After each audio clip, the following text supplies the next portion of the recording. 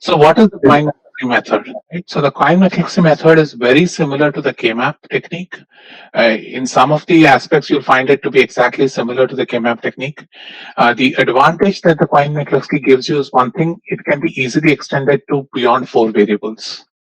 So you can go up to 6 variables with no issues in the Quine-McCluskey, and it will be as difficult as it was for the 4 variable technique. So from 4 to 6, for example, the K-map gets cumbersome. This stays relatively not cumbersome till 6, but after 6, even this begins to blow out of proportion.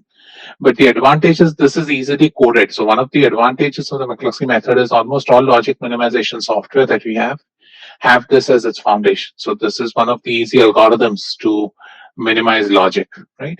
And the important aspect of this is it easily identifies the essential prime implicants. So anybody want to recollect what is an EPI? Anybody in the class want to recollect? There's one term which will remain constant in different ways we can express the function. So something which is essential to express the function, right? That's the name. Essential prime implicant means that without that function, without this particular term in the expression for the function will essentially will not be the right function, right? So it's an essential component of your minimized expression. Okay, so how we'll do with this is in the theory and all is pretty annoying. So I'll do it with an example. So I'll solve an example with you guys, and then a couple more, and hopefully I'll give an idea. So let's start and let's first refresh ourselves with K-maps. So let's now, here's what I've given to you. I've given you this expression, f of ABCD is sigma m.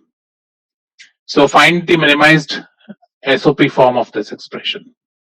So we'll do this first with K-maps, and then I'll show you how to use it, how to use the Q method to get the same expression. So let's quickly do this. Most of you have got the answer. So it's 1, 1, right? So 0, 1, 2, 5, 6. So 2, 5, 6, 7, 9, 10, 11, 14, right? So these are your ones, right? And so my one term, I immediately see groups. Again, start with groups of 16, no groups of 16, no groups of 8. Next is a group of 4. So I have one term here. And I'm just choosing this, but you'll see that there are multiple solutions. Obviously, you guys are aware how you count the ones. So if I do this particular form, then I can write my f as CD prime, which is essentially this row, this column, plus A prime, B prime, C prime, plus A prime BD plus AB prime D, right? And obviously there are other solutions to this. It's not necessarily this is the only solution. Some of you have got other solutions to this too. That depends if you count these two ones or if you count these two ones, right? You'll add up terms, but eventually you'll find an expression which is minimized, which will have 4 terms with a maximum of 3 literals each, right? So if I want to implement this in circuit form, what will I do? If I just had AND OR implementation, how many gates will I need? AND OR invert implement. So assume that I have all the complements available. So if I'm going to do an AND OR implementation, how many gates do I need? How many AND gates? How many OR gates? Good. So 4 AND gates and 1 OR gate, right? So 4 3-input AND gates and 1 4-input OR gate can give you the solution. If you had 2 input gates, obviously you'll have to do it over multiple stages, right? So that's your AND OR implementation of the circuit. So now let's try and do it using QM method. And how do we, so in this, okay, let me ask you one more question before we do the QM. Which one do you think is the essential prime implicant and why? Among these terms that I've written there, which one do you think is the essential prime implicant? Can you easily say it from the K-map? Some of you will be able to say. And correct, CD prime. And why is it CD prime? So CD prime is correct, but why do you think CD prime is the EPI? Due to which minterm? Correct. So you see, 14 is one which is completely included only in CD prime. And so because of this, you'll find that CD prime is going to be your EPI, or the essential prime implicant, right?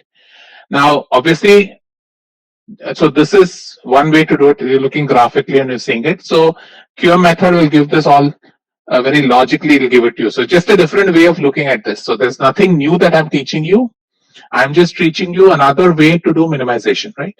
So how do you start QM method? So let's start the QM method. So the QM method, first step we do is we group all the minterms into how many ones are available in the decimal expression, right? So what I would do is I would break it down into sections. So I'll say section 1, number of ones in the binary equivalent of it and the decimal equivalent, right?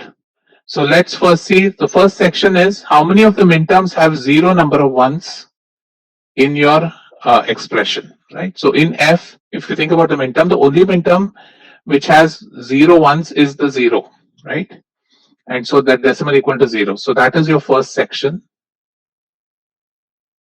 Let's look at the second section. Let's create one with, let's collect all the minterms which have 1 1 in it.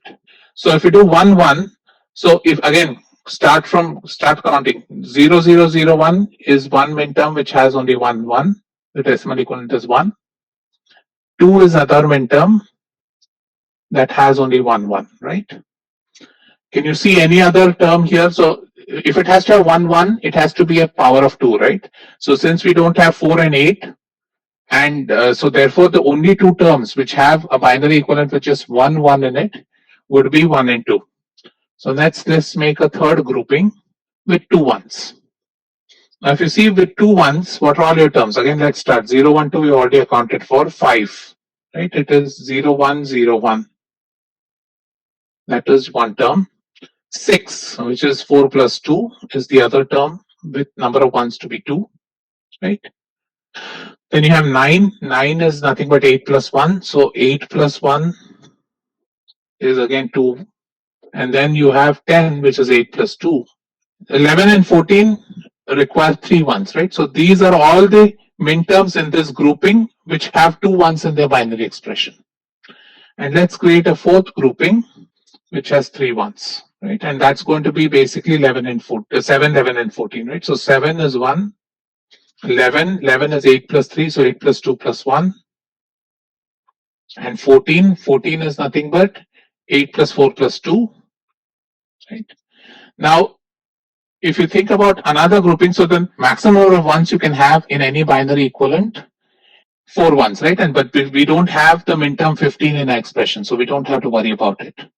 So all we have done is we have taken all the minterms which were in the expression. So all these minterms have taken and have grouped them according to the number of ones that are present in every binary expansion of that particular minterm, right?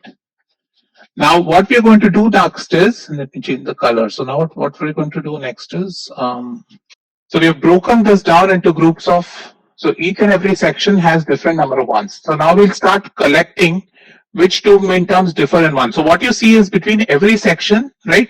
So if I compare between the numbers in section 1 and 2, they are differing only with 1 bit, right? Similarly, section 2 and 3, they are differing with number of ones, right? Now we need to see if can we group terms which differ in only 1 bit. So let's do that second grouping. So what we'll do now is, for every term in the first section, let's compare with the term in the second section and see if it is differing in only 1 bit. And if it differs in only 1 bit, then those two minterms will combine, right? And give you a minimized expression with 3 terms as opposed to 4. So if I take 0 and 1, 0 and 1 differ only in the MSB. So what I'll say is I'll group 0 and 1 and I'll call that minterm as 0 0 0 dash. And that includes basically 0 and 1. So all I've done is I'm combining each and every term from group 1 and group 2. Similarly, I can combine 0 and 2, right? And I'll get a second term which is 0 0 dash 0 and this is 0 2. So this is one section. Now let's look between 2 and 3. Now between 2 and 3 again, let's start with 1, right? If I compare 1 and 5, 1 and 5 differ in the third bit, right? So I can combine 1 and 5 this way, correct? Similarly, so I've accounted for 5. So what I'm doing is basically I'm accounting for the various minterms. I'm trying to minimize them manually. Now let's look at 1 and 6. So if you look at 1 and 6, 1 is 0 0 0 1, 6 is 0 1 1 0. So 1 and 6 do not differ in a single bit. So they cannot combine, the two minterms cannot be combined with each other to give a minterm which is 3 terms, right? So let's go to the next, 1 and 9. If you look at 1 and 9, 1 and 9 can be combined as dash 0, 0, 1, right? And this is 1 and 9. 1 and 10, 1 and 10 will not be combined because they don't differ in 1 bit. Now let's take the second term in this group 2. In group 2 now 2. Now let's see if 2 and 5 can be combined. 2 and 5 cannot be combined because they differ in more than 1 bit. But 2 and 6 can be combined because they differ in the power of 4, right? So I can combine 2 and 4 as 0 dash 1 0. So this is my 2 and 6. And I can combine 2 and 10 again as 0 1 0. So what I've done in this is I've basically looked at all possible combinations between group 2 and group 3 and identified all those combinations which differ in 1 bit. So we know that those minterms will combine with each other to give you a reduced expression. Again, this is very similar to the K-map. In K-map, you do this graphically. Here we are doing this in a tabulated form. That's the only difference, right? So similarly, extend the logic all the way down. When you go from group 3 to group 4, let's start with 5. 5 is 0 1 0 1. 5 and 7 differ in 1 term, which is the order of 2, right? So 0 1 dash 1 is how 5 and 7 will combine. Then let's look at the next one. 5, so I've accounted for 7. Now 5 and 11. 5 and 11, can they combine? 5 and 11 cannot combine because they differ in more than 1 bit, right? So the next step to consider 5 and 14. 5 and 14 also cannot combine before they differ in more than 1 bit. So 5 can combine only with 7. Let's look at the next term in group 3. In group 3 it is 6. Now 6 and 7 can combine with each other because they differ only in 1. So 6 and 7 combine as 0 1 1 dash. So that's 6 and 7, right? 6 and 11. Again, right now we're just forming pairs. Don't worry about what this all means. We'll eventually get to it. So right now we're just forming pairs between adjacent groups and trying to see if any of those can be minimized to a smaller expression. So similarly, let's look at 6 and 11. 6 and 11 differ in more than 1 bit. So 6 and 11 won't go together. But 6 and 14, I can reduce as 0 1 1 0 and 1 1 1 0. So that goes as dash 1 1 1 0. So that's 6 and 14. Right? Now let's look at, so you keep going, so on and so forth. So let's look at the third expression, 9. 9 and 7 cannot combine, but 9 and 11 can combine, giving you 1 0 dash 1. So that's your 9 and 11. Similarly, 9 and 14 cannot combine. So 9 and 11 have combined, I've accounted for that. Now let's look at 10. 10 and 7 cannot combine. 10 and 11 combine because they differ in 1. And you get essentially 1 0 1 dash. So that's your 10 and 11. And 10 and 14. 10 and 14 can again combine because they differ in 4. And so you get your 1 dash 1 0. Right? So what you see here is two terms combine. Obviously, once the difference in the two terms is a power of 2, right? So 1 and 0 combine because the difference is 1. 0 and 2 combine because the difference is 2. Similarly, 1 and 5 has 4, 1 and 9 has 8, this is 4 again, this is 8. So you see, basically it's nothing but whichever term in your binary expression is combining, right? So you have essentially, from all these minterms you picked out, these are all the possible combinations which can combine in one term. Yes, difference. So now let's look at, so we repeat this process again, and now we again take individual groups and start seeing if there's any commonality between these groups, right? So let's do that. So if you look at 0 1 and 1 5, right?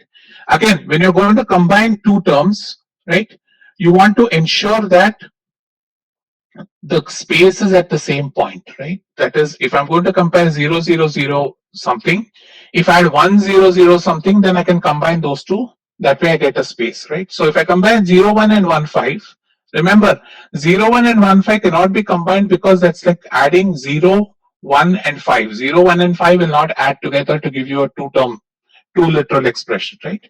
So 0 1 5 won't combine, 0 1 1 5. 0119 won't combine, 0126 won't combine, 01210 won't combine. Again, is everybody following this? Again, what we're doing here is I'm trying to combine two groups here or two terms here which differ only in one bit. So if I look at 01, it is 000 dash, 15 is 0 dash 01. So these two cannot combine. 000 dash will combine with either 010 dash or 001 dash or 100 dash, right? Because that's only one bit difference between the two. So when you do this, you'll see that the only two things that will work. Go through the entire process again. You'll see 2, 6, 10, 14 or 2, 10, 6, 14 will combine, giving you a term dash dash 10, which is 2, 6, 10, 14. Right. So now this is a four variable function. So if you had one more group, you can keep going down. So keep doing this till you get to the most minimized version. So what this is now telling you is, looking at the tabular column, what you see is that your minimized expression includes this term and all these terms. You don't need to include 2, 6, 2, 10, 6, 14 and 10, 14 because they've already been included in here, right? And so the rest of them are valid terms which need to be minimized.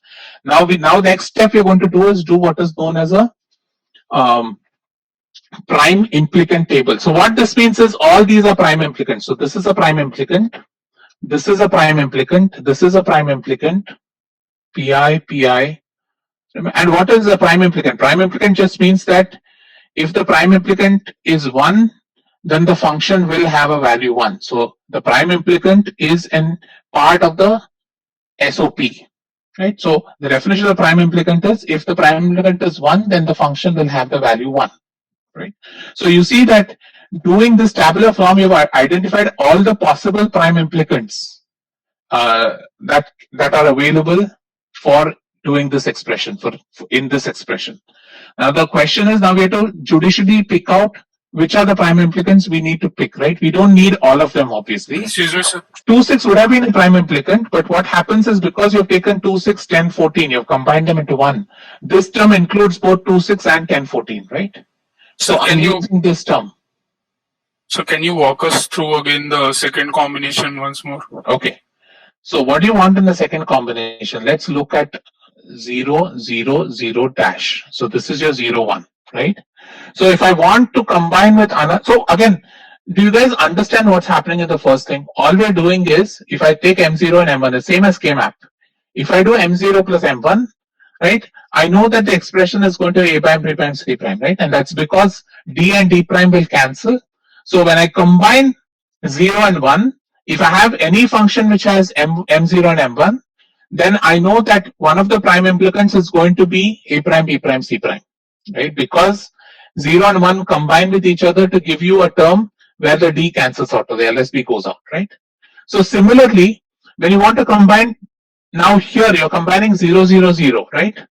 So if you want to combine it with any other term, any other function that it can combine with would be, the space should be the same point. It can be 1, 0, 0 or 0, 1, 0 or 0, 0, 1. As long as you have terms which look like this, so then when I say I combine these two. When I combine these two, then I'll get the term this, right? And this is nothing but what?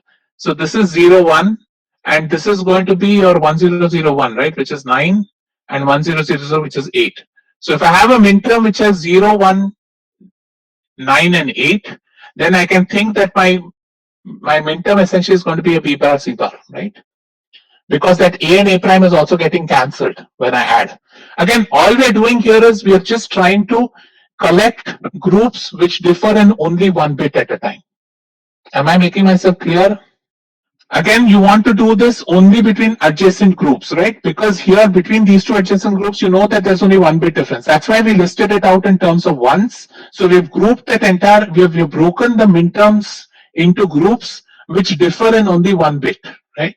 Now, once you do that, you then want to compare pair by pair and see if that difference is in one bit or not. So these two sections, you know, differ in the number of ones. But that doesn't necessarily mean that they will differ in one bit, right? And so you're trying to pick those combinations which differ in only one bit. Differing in number of ones makes no difference to us, right? Okay, and so now, so essentially when you do it the second time, so if you think about it, if I'd stopped at this stage, right, if I'd stopped at this stage, you would have seen that these are all the prime implicants. But what happens is, if you look at 2,6, 2,6 is 0-10, right? And 10-14 is 1-10, right? So I can combine these two to give me a term -10, right? Because they differ in only one bit, and the dash is at the same place, right? So which means that if I have a combination of minterms which gives me this term and this term, I can combine these two to give me a -10. What does this mean? This term means essentially A prime CD, right? And CD prime, sorry. And this term means A C D prime. All I'm doing is if I combine these two, my A and A prime will cancel, giving me a CD prime, right? That's all we're doing. We are doing what you've been doing in Boolean algebra. We are just finding different ways to group it so that we can do things more efficiently. That's all. Is this clear?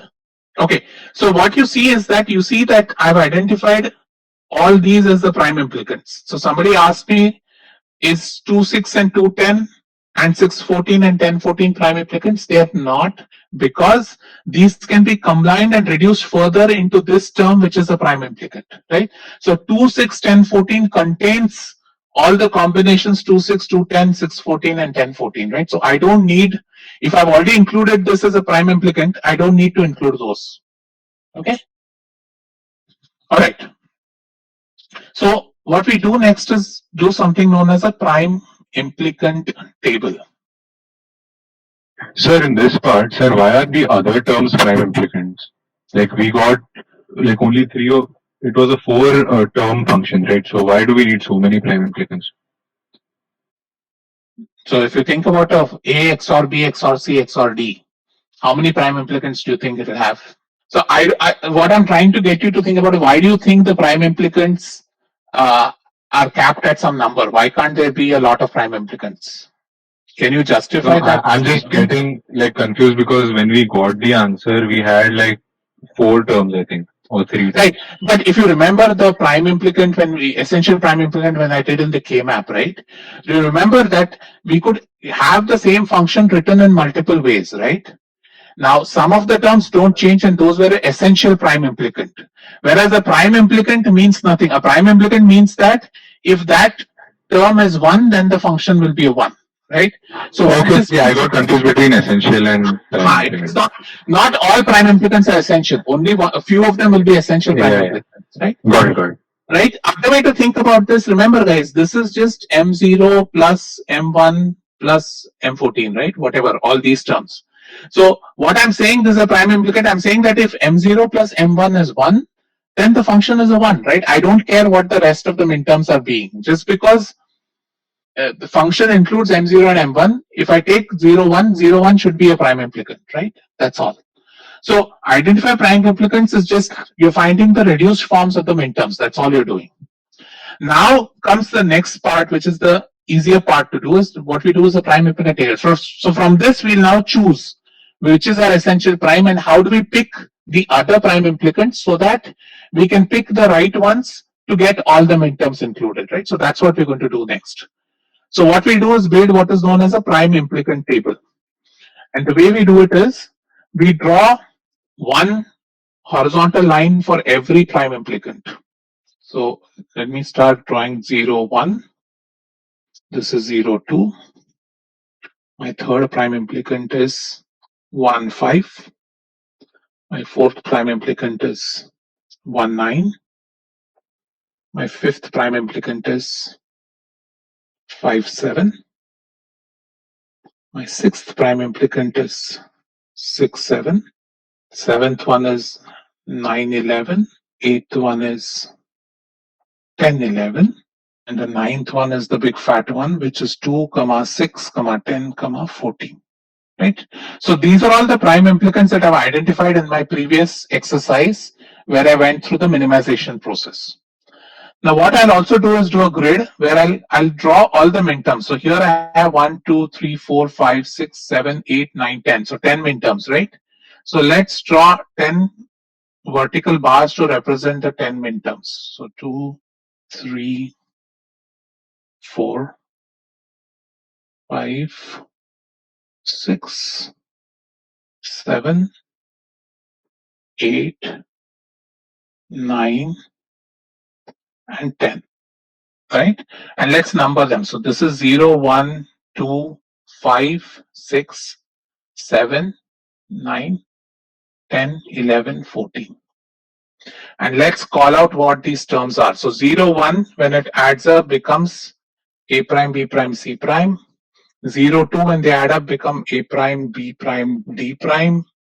1, 5, when it adds up, becomes A prime, C prime, D. 1, 9 becomes B prime, C prime, D. 5, 7. 5, 7 becomes A prime, B, D. 6, 7 becomes A prime, B, C. 9, 11 becomes A, B prime, D. 10, 11 becomes A, B prime, C. And this becomes C, D prime, right? So all I've done is I've expressed what we got in the previous table into this grid. So now what we'll do is now we'll go one by one. So if you look at this row, 0, 1 row, right? So 0, 1 row includes the minterm 0 and 1. So I'll say that this minterm includes the term 0, 1. 0, 2 will include the term 0, 2. So let's mark out which term includes which minterm, right? So what we're doing here is I'm saying that if I include this prime implicant 0, 1, I'm essentially including the minterms 0 and 1, right? Similarly, 1, 5 goes, right? So all I've done is for every prime implicant, I've identified which are the minterms which make up the prime implicant. Okay. So now that this happens, now this is giving you a graphical picture. So now you try and see, okay, how do I identify the essential prime, right? So if you think about, so remember, what does this function mean? This function means that all these minterms have to be included in this function, right? Now let's start with 0. For 0, I can either use minterm 01 or minterm 02, right? Either I can use 01 or 02 to include 0. For 1, I can use either any of these three prime implicants, right? But if you walk down this table, you see for most of the minterms, you have 1 or 2 combinations available. But if you look at 14, right? 14 is the minterm that is included in only one minimized expression, right? So this tells you that if I have to include 14 in my expression, which means that my CD prime becomes my essential prime implicant, right? Because this is the only prime implicant which includes 14. So what you're essentially doing is you're looking at all these lines and counting those lines which have only one cross in it, right?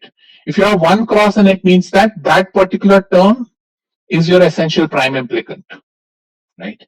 So what you have identified now is your essential prime implicant. And again, let me repeat it. If you look at 14, look at every column here. Every column here has at least one, if not two x's. 14 is the only column that has only one x, which means that the term which is contributing to 14, there is only one way by which I can include M14 in this minimization, which means my CD prime is your essential prime implicant, right? Okay, how did we place the cross? Now when I say 0, 1, remember again, what here I've listed out all the prime implicants from the previous table. Here I've listed out all the minterms that are supposed to be inside the function, right?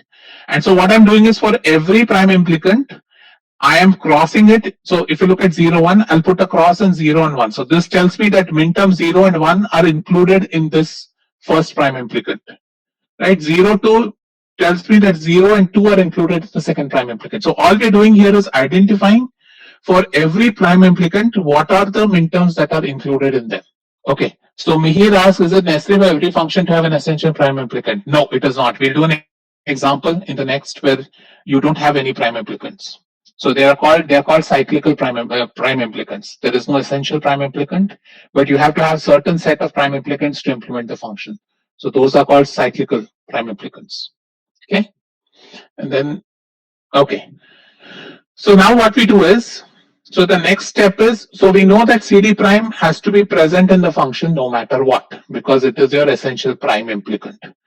So we do the second level of finding essential prime implicant. So that is, once I've ensured that CD prime is included, let's go and see, are there any other implicants remaining? So what we'll do is, we'll create this table again with this term removed. So I'll remove this term and the corresponding minterms associated with it, right? Because what I'm saying is, if I include CD prime, then basically I've included minterms 2, 6, 10, and 14. So for my next round of optimization, I don't need to worry about including these terms, right? Because 2, 6 CD prime includes 2, 6, 10, 14. So if I have, say, some other minterm has popped out which has either or both combinations, I don't need to include them because all that is already included in CD prime. So we'll do the next, we'll redraw this table essentially. We'll now throw out 2, 6, 10, 14. So what we remain with is 8 prime implicants. So let's draw the 8 prime implicants again, right? And what are the 8 prime implicants? There are 0, 1, 0, 2, 1, 5, 1, 9, 5, 7, 6, 7, 9, 11, and 10, 11. So I've removed the CD prime, right? So I'm just doing the rest of them. And now if you look at the corresponding terms, you can write them here. Now let's, again, I've accounted for 2, 6, 10, and 14 in CD prime. So I know that if I include CD prime, that is the essential prime implicant, I've included minterms 2, 6, 10, 14. So I don't need to think about including them again from any other prime implicant. So now what I'll do is I'll redraw this essentially removing 2, 6, 10, 14. So the remaining terms I have are 0, 1, 5, 7, 9, and 11, right? So there are 6 minterms remaining that I need to account for. So let's draw the 6. So I have 0, 1, 5, 7, 9, 11. So now let's do the same grid marking again. So 0, 1 would be this. 0, 2 would be this. 0, 2 again. 2 has already been included. So 0, 2 is right here, which means that if I include 0, 1, 0 is already included there. So I don't need to include 0, 2, right? Similarly, 1, 5, then 1, 9, 5, 7, 6, 7, 6 is not there. So it's just 7, right? 9, 11. And 10 has gone, so it's just 11, right? So now this is your reduced or redrawn prime implicant table. You've already taken CD prime. So CD prime is now already a part of it, right? Now if you think about the various combinations, right? So now you can pick combinations of these minterms which include all the terms, right? So you can think about a combination which goes as CD prime. So let me write this here so that you guys are clear. A prime, B prime, C prime. This is A prime, B prime, D prime, A prime, C prime, D, B prime, C prime, D, A prime, B, D, A prime, B, C, A, B prime, D, A, B prime, C, right? So again, what do I want to do? I want to include all the minterms that are in the function. So let's think about, suppose I take CD prime, right? CD prime has 2, 6, 10, 14. I can take A, B prime, D. So A, B prime, D is going to give me 9 and 11. If I take A prime, B, D, that gives me 5 and 7. So I've taken 5, 7, 9, 11. So what is remaining is essentially 0 and 1. So if I take that with A prime, B prime, C prime, right, I get the minimized form of this function. So here basically this is your essential prime and the rest are 3 of the 8 prime implicants. So you have to pick 3 of the 8 prime implicants you can get, and this is good enough to represent the function. So you can see that you can pick different combinations of these prime implicants, right? All you have to ensure is that you pick them in such a way that they include all the remaining minterms, right? So that as long as you're able to do that, you can get multiple solutions. So this kind of tells you all the possible ways by which you can minimize a function. Okay, let's repeat the last step. so you guys followed how we created this grid again, right? So it's same like last. So what we did in the previous cases, we left it saying that 2, 6, 10, 14 is our essential prime implicant. So which means that that has to be part of my minimization. So if it has to be part of the minimization, if I include CD prime into my minimized expression, then I've already included the minterms 2, 6, 10, and 14, right? So because I've already included the terms 2, 6, 10, and 14, I don't need to worry about finding another prime implicant which is going to give me the same terms because I don't need them anymore. CD prime already includes that. So what I do is I redraw this table where I remove CD prime because I know I'm going to use it as an essential prime implicant, and I remove all the minterms associated with this. So in this I removed 2. Once we've removed 2, 6, 10, and 14 from which is your essential prime implicant, you're left with this grid. So again, I have to now account for the remaining minterms, which are 0, 1, 5, 7, 9, 11. And these are all the prime implicants I can choose from, right? So now I need to identify how do I pick them so that with the minimum number of terms, I can hit all the minterms, right? And so that's essentially the exercise you're trying to do here is, what is the least number of prime implicants I can pick from this combination such that I include all the minterms that are left behind. Okay, am I clear? That's essentially what we did. Sanika, am I clear with this? Anurag, how are you able to write M10 plus M11 as A, B prime, C? So you need to, the more you work in this, you'll get that, what to say, you'll get better at it. So right now you can, the way you do it is, you think about 5 and 7, right? So 5 is 0, 1, 0, 1, and 7 is 0, 1, 1, 1. So this is A, B, C, D, right? So 5, 7 essentially is 0, 1 dash D, which is A prime B, D. Sir? Huh.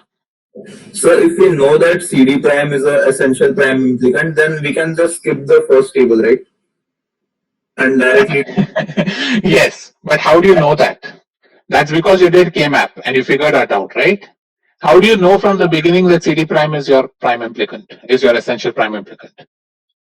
I mean, you need to go through this exercise and find out which is the minterm that is only represented by that particular minimized form, right? So once you identify this minterm, only then you can call this an essential prime, right? So without doing this, you can't really identify something as essential prime implicant, right? Okay, sir. Thank you. So we can do this step we did previous to the step, like previous to drawing the table. When Sorry, repeat your question, sorry. So we can know that C prime D is the essential prime complement by doing the step which we did just before making the table, like comparing the bits.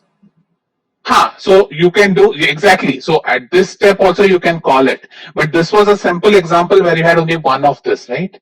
Many times you'll have different combinations here also. You can go one more, right? So think about, suppose you're doing 5 variables or 10 variables, then this process can be extended all the way. Now in this 4 variable example, it's simple, right? But you think about a 10 variable example, then you'll have multiple levels even on this side.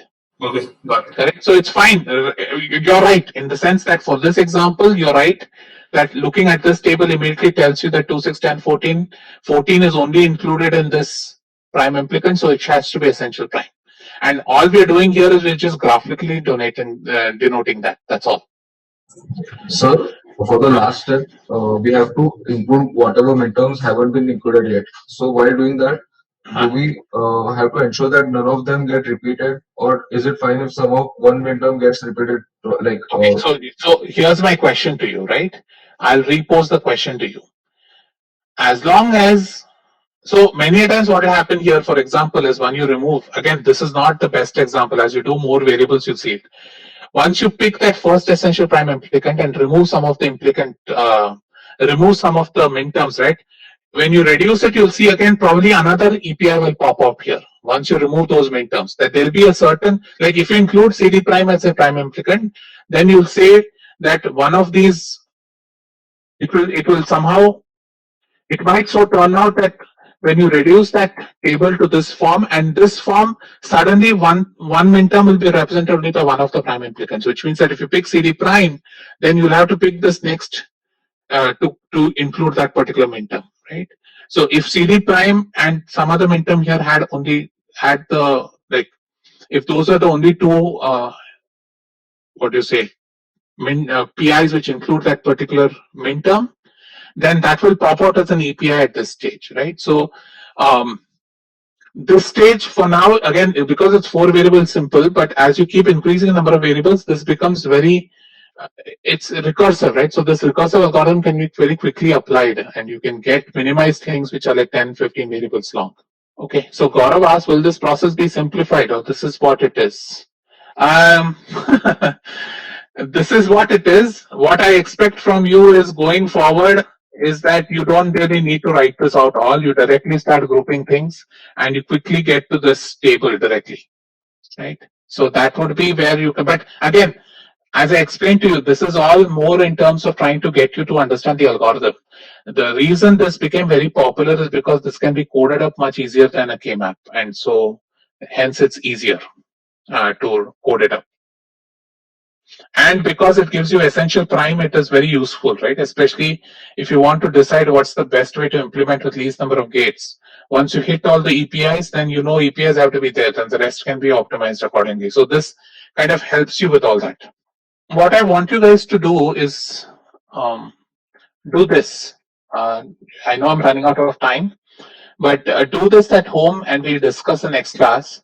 So this is an example of what is known as a cyclic prime implicant table. So convince yourself that if you do this using the Quine-McCluskey method, you'll see that there is no essential prime implicant, right? And so what will happen in this case is, as you keep doing that, you'll have to pick a group of certain prime implicants to get the expression. So this is helpful in that regard also, that it helps you quickly visualize what's happening, right? And again, the reason because this is easier than K-map is once K-map goes more than 4 and goes to 5 and 6, you need to have like a 3D visualization. With this, it continues to be linear, right? So it's much easier to do this on paper. Okay, so by the way, I'm done with the lecture. I'll take some questions now because we're already up with the 50-minute mark.